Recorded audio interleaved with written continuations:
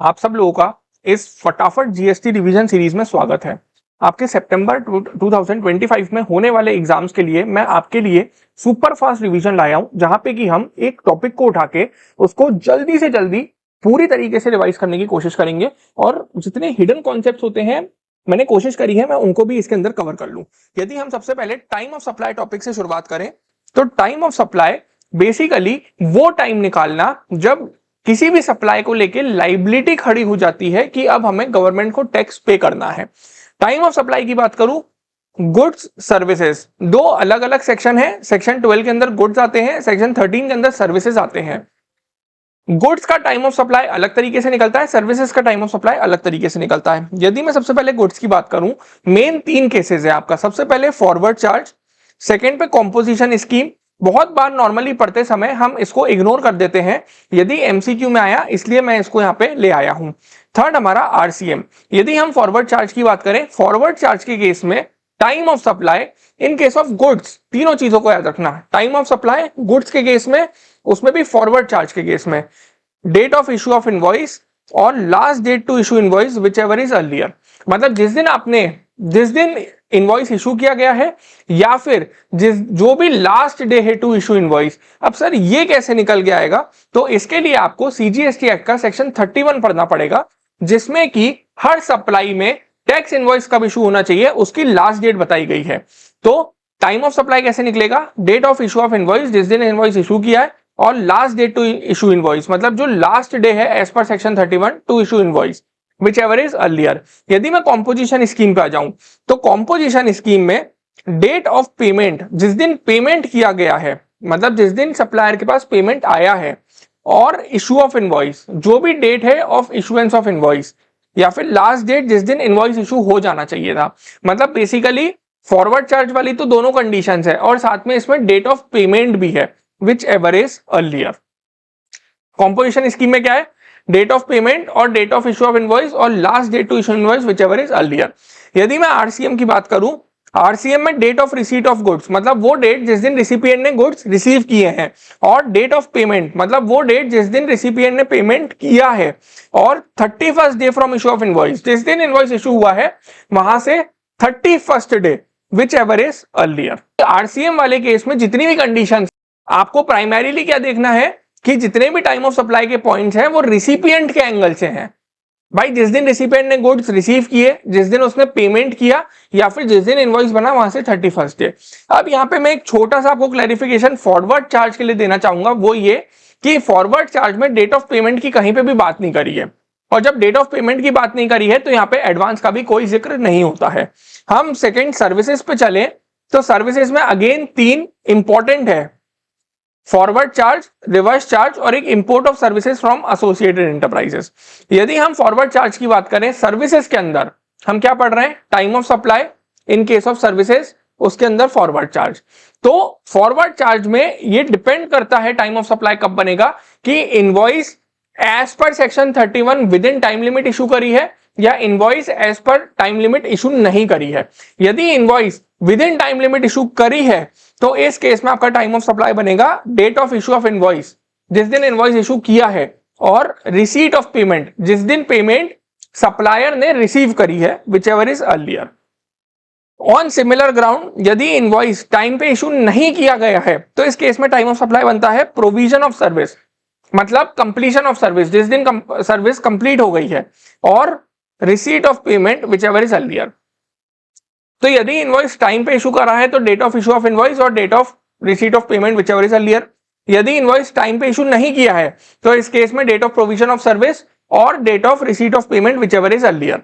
ठीक है, मतलब कि सर्विसेज के केस में टाइम ऑफ सप्लाई सर्विसेज के केस में यदि फॉरवर्ड चार्ज की बात करें तो डेट ऑफ पेमेंट का जिक्र किया गया है, इसलिए मैंने यहाँ पे एक स्टार मार्क करके नीचे आपको एक नोट दिया है कि यदि एक्सेस पेमेंट होता है अप 10,000 तो उस केस में आपके पास ऑप्शन है ऑफ टेकिंग इनवॉइस डेट। इसका मतलब सर मैं एक पान वाले के यहाँ जाके पान खाता हूं, महीने के एंड में उसका सेटलमेंट करता हूं, मैं उसको पैसे देने गया, उसने कहा आपका 1300 रुपीज का बिल आया है, मैंने उसको 2000 रुपए दे दिए और मैंने उससे कहा कि ये जो 700 रुपए है ना बैलेंस, ये अपन अगले महीने सेट ऑफ कर लेंगे। अब ये 700 रुपए यदि आप इसको एक एंगल से सोचो तो ये 700 रुपए क्या नेक्स्ट मंथ का एडवांस पेमेंट नहीं हो गया? हो गया।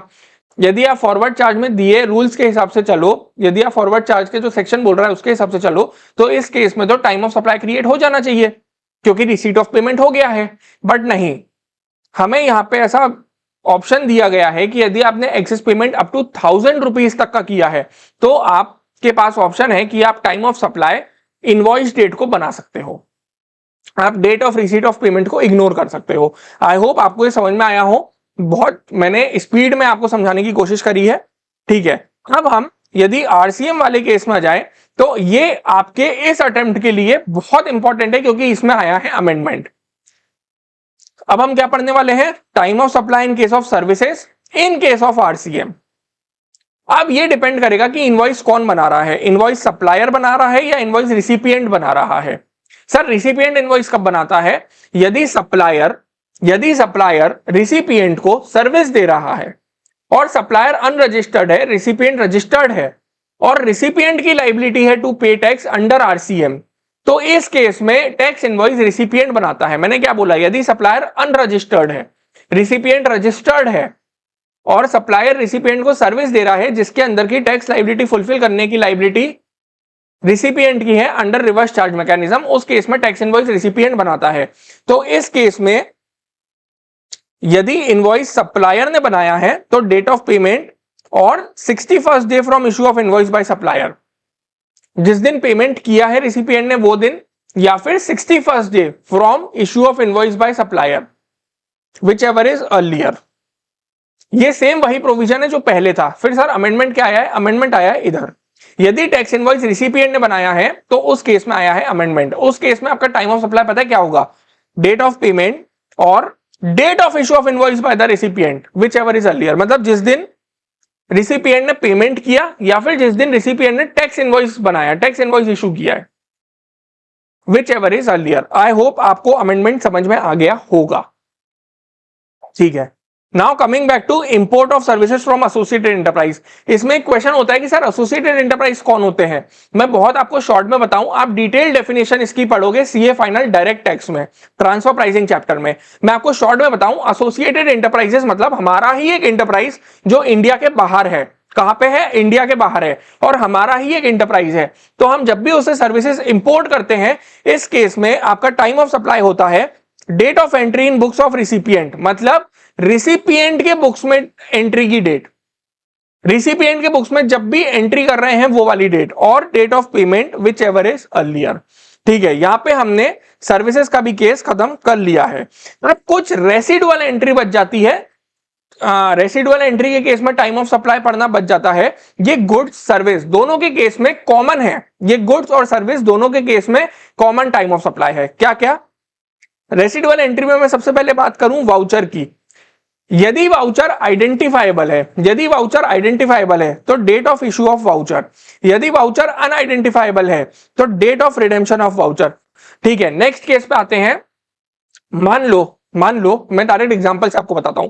मान लो बीड़े ने गड़ा इलेक्ट्रॉनिक्स से एक टीवी खरीदी, गड़ा इलेक्ट्रॉनिक्स ने बीड़े को 1 महीने का क्रेडिट पीरियड दिया कि बेटा 1 महीने के अंदर अंदर पेमेंट कर देना, यदि उससे लेट किया तो 2% पर मंथ का इंटरेस्ट लगेगा। बीड़े ने 3 महीने बाद पेमेंट किया तो उस पर 2 महीने का ब्याज लगा। तो ये जो ब्याज वाला अमाउंट है ना, सिर्फ इसका टाइम ऑफ सप्लाई कब आता है? इसका टाइम ऑफ सप्लाई आता है date on which supplier receive such addition in value, मतलब जिस दिन सप्लायर एक्चुअली में वो इंटरेस्ट रिसीव करेगा, जिस दिन सप्लायर एक्चुअली में वो इंटरेस्ट रिसीव करेगा ना, वो उस दिन टाइम ऑफ सप्लाई बनेगा। रेसिडुअल आप खुद अपने से पढ़ लीजिएगा, बहुत आसान है। मैं यहाँ पे आपको एक नोट देना चाहता हूं डेट ऑफ पेमेंट को लेके। हमने जगह जगह बात करी डेट ऑफ पेमेंट और date of invoice whichever is earlier.